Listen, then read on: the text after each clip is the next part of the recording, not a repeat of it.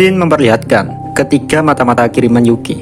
Mereka bertiga baru kali ini merasakan kematian di dalam labirin. Meskipun begitu, orang-orang banyak yang memberikan ucapan selamat kepada mereka bertiga.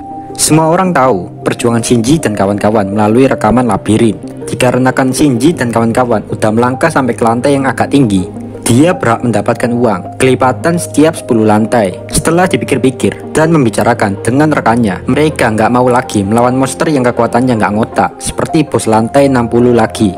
Shinji dan kawan-kawan menyudahi perjalanan di dalam labirin dan memutuskan cukup sampai di sini saja laporan yang akan mereka berikan kepada Yuki. Bagi Shinji dan kawan-kawan, kekuatan Albert dan Adalman mengingatkan mereka tentang iblis yang berada di Danau Merah. Oke, Aniki bakal jelasin secara singkat peristiwa Danau Merah. Di wilayah Kekaisaran Timur, ada sebuah negara kecil yang ingin memisahkan diri dari Kekaisaran Timur. Negara itu berniat memanggil iblis. Saat iblis itu udah bangkit, iblis itu meminta jasad sebagai wadah untuk jiwanya. Sontak iblis itu meminta tubuh putri dari raja itu. Dengan spontan sang raja menolak, tapi iblis itu bodoh amat dan mengambil alih tubuh putri raja itu. Dengan tubuh barunya, iblis itu menghancurkan segalanya yang ada di negara kecil itu.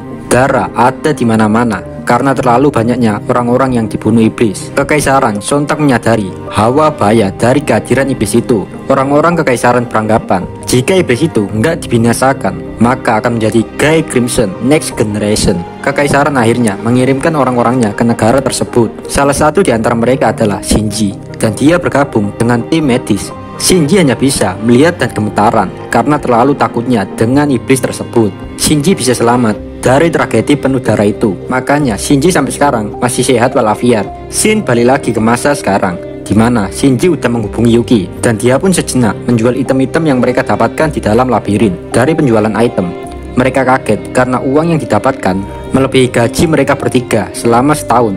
Jadi gaji mereka bertiga jika digabungkan masih lebih banyak uang yang diperoleh dari labirin. Seketika mereka merasa menjadi sultan hari itu. Tiba-tiba muncul di benak mereka untuk hidup di Tempest saja. Ya gimana cuy, penghasilan di Tempest lebih menggiurkan, dan hiburan di Tempest nggak kalah juga dengan Kekaisaran Timur. Tiba-tiba terdengar suara panggilan. Mereka kaget, ternyata Gadra fit call mereka dan mengajak mereka untuk ketemuan. Setelah 4 orang itu kumpul, mereka berniat menemui Rimuru. Di hadapan Rimuru, mereka seketika berlutut. Rimuru pun berkata, "Welcome to Tempest." Gadra memperkenalkan dirinya di depan Rimuru. Gadra berkata jika dia punya impian, yaitu melatih semua monster yang ingin berkembang lebih kuat lagi. Demi tujuan mulianya, Gadra rela melakukan reinkarnasi terus. Tapi pada suatu hari, dia bertemu dengan Adalman. Sejak hari itu mereka pun berteman. Hingga pada suatu ketika, Gadra mendengar kabar jika Adalman telah mati. Yang secara nggak langsung, Adalman dibunuh oleh orang suruhan 7 Sage. Karena kejadian itu, Gadra emosi dan membuat Kekaisaran Timur menyerang bangsa Barat. Namun rencana Gadra tidak berjalan mulus. Pasukan Kekaisaran tidak ada apa-apanya di hadapan Veldora. Bahkan mereka kini udah menyiapkan pasukan untuk berperang melalui hutan Jura. Gadra sebenarnya nggak mau ngelawan naga wibu Veldora. Dia cuma ingin memusnahkan agama Ruminas. Awalnya sih Gadra ngusulin menyerang lewat draft, tapi Kaisar Udra tetap ngotot dan ingin menyerang lewat hutan Jura untuk menaklukkan Veldora. Gadra sepenuhnya nggak tertarik dengan perang yang dilakukan Kaisar Udra. Di sini, Gadra menceritakan semua yang dia ketahui tentang Kekaisaran Timur. Gadra juga membeberkan rahasia jika Yuki berniat melakukan kudeta terhadap Kaisar Timur. Gadra berkata akan mengabdikan dirinya sama Rimuru. Gadra percaya kepada Rimuru karena teman lamanya juga ada di Tempest. Dengan senang hati, Rimuru pun menerima Gadra dan memberikan suatu tugas kepadanya. Tentu saja, kehadiran Gadra sangat membantu bagi Tempest. Dengan pengetahuannya, penelitian di Tempest bisa jadi lebih berkembang. Sedangkan Shinji dan kawan-kawan masih bingung karena mereka nggak mau membelot dari Yuki. Rasa hormat mereka ke Yuki sangat besar. Di satu sisi, mereka juga nggak mau bermusuhan dengan Tempest. Rimuru yang orangnya santuy tidak mempermasalahkan keputusan mereka. Rimuru cuma berkata, "Hati-hati, Yuki itu tipu-tipu." Setelah itu, Gadra bernostalgia dengan teman lamanya, yaitu Adalman. Wajah bahagia menghiasi mereka berdua.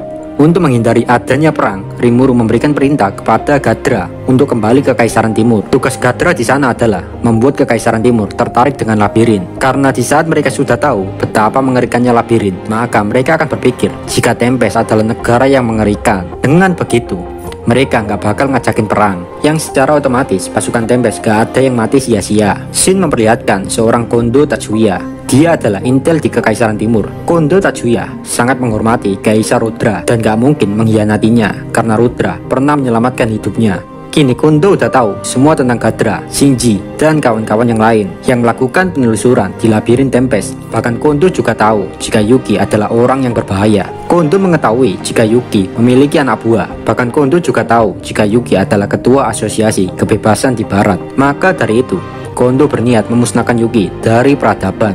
Di lain cerita, pemimpin Legion Mecha yaitu Chal Guryo, dia iri melihat Gadra pulang dari Tempest membawa item-item yang sangat mahal dan sangat istimewa. Kini, para bangsawan sangat tertarik dengan item-item yang dibawa Gadra dari labirin.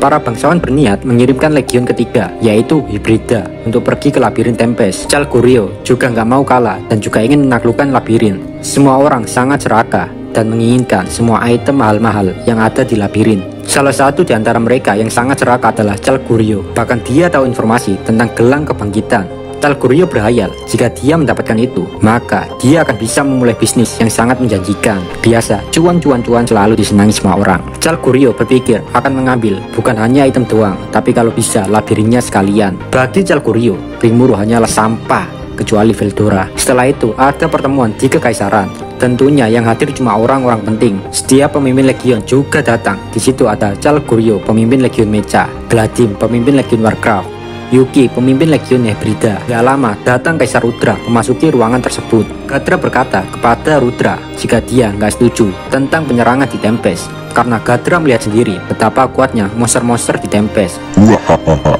kau sangat ngecut sekali Gadra, ucap Chal Guryo. Semua juga ikut menertawakan tindakan pengecut dari Gadra. Semua orang lebih takut berhadapan dengan Dwarf daripada melawan Demon Lord yang lagi baru naik daun. Mereka sangat yakin dengan kekuatan mereka bisa menaklukkan Tempest. Di sini Gadra melakukan apa yang telah direncanakan Rimuru. Dengan tersenyum karena Gadra ditertawakan semua orang, Chal Guryo berkata, mampus kau tua bangka. Yuki akhirnya angkat bicara jika semua yang diucapkan Gadra benar adanya. Oleh sebab itu, Yuki akan melihat sendiri dengan menelusuri labirin dengan pasukan miliknya yaitu Hybrida. Tujuan Yuki adalah untuk memastikan kuat nggaknya monster-monster yang ada di sana. Dan jika emang kuat, maka sebaiknya nggak nyerang terlebih dahulu. Bacot, ngomong aja lu takut ya kan? Sama aja lu kayak si tua bangka Gandra, ucap Chal Guryo. Hal itu memancing semua orang dan akhirnya di ruangan itu jadi sangat berisik. Rudra setuju dengan Chal Guryo dan ingin mendengarkan apa yang Chal Guryo rencanakan. Chal Guryo pun memberitahu rencananya, yang intinya Chal Guryo ingin membunuh Veldora. Namun Kaisar Rudra berkata jika rencana Chal Guryo itu cacat. Rudra juga memperjelas jika saat pasukan udah siap, Rudra sengaja menahan pasukannya karena saat itu Veldora masih tersegel. Rudra nggak mau jika perang nggak ada Veldora, karena tujuan Rudra bukan mengalahkan, melainkan mengendalikan Veldora.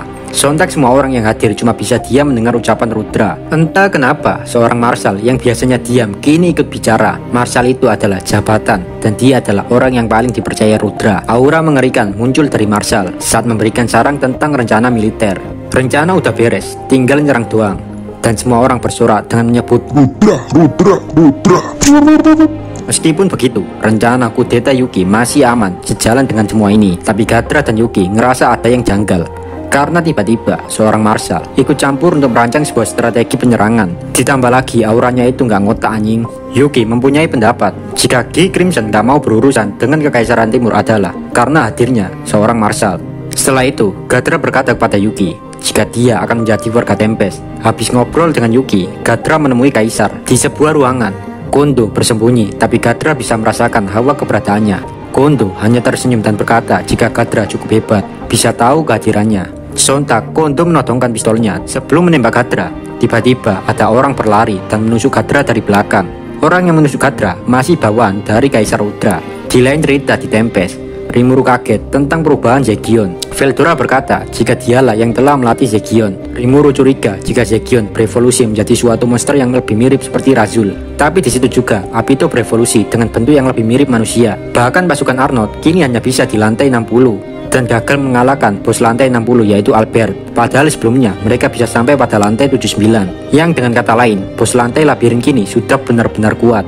Kini ada total 10 monster kuat di labirin. Ada Apito, Kumara Shikubi, Zegion, Albert, Adalman, Beretta, dan 4 naga yang diberikan Milim, yang kini posisinya telah berevolusi menjadi Dragon King. Namun dari itu semua, yang paling overpower adalah Zegion. Di lain cerita, Rimuru menyiapkan segala kebutuhan tentang perang. Rimuru juga memasang CCTV di Tempest agar bisa memantau dari ruang kontrol jika ada tandanya munculnya perang. Bahkan sihir Rimuru yaitu bernama Megiddo yang dulu memusnahkan Falmouth kini sudah bisa digunakan saat malam hari.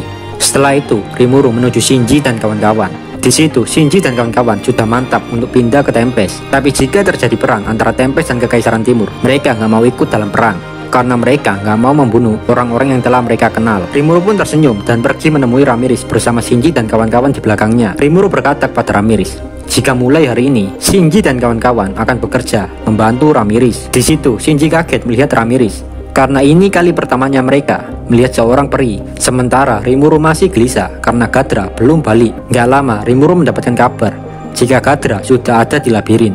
Di saat Gadra ditusuk dan akan mati, Gadra balik ke labirin. Saat di dalam labirin, dia kondisi sekarat dan mati di situ. Namun karena mati di labirin, otomatis Gadra bisa hidup lagi. Rimuru pun mengambil Gadra di labirin. Di situ Gadra menceritakan apa yang telah terjadi padanya, termasuk rencana perang dari Kekaisaran Timur. Rimuru pun dengan sigap langsung melakukan rapat di ruang kontrol. Dari ruangan itu, Rimuru melihat pasukan Kekaisaran Timur mulai bergerak. Di situ terlihat ada kendaraan, chariot dan kendaraan modern lainnya. Rimuru memperhatikan dan Rimuru menebak jika pasukan musuh bisa-bisa berjumlah jutaan.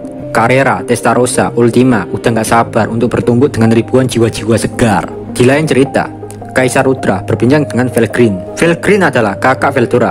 Felgrin tersenyum dan berkata jika Rudra pasti bisa menang dan membawa pulang Veldora.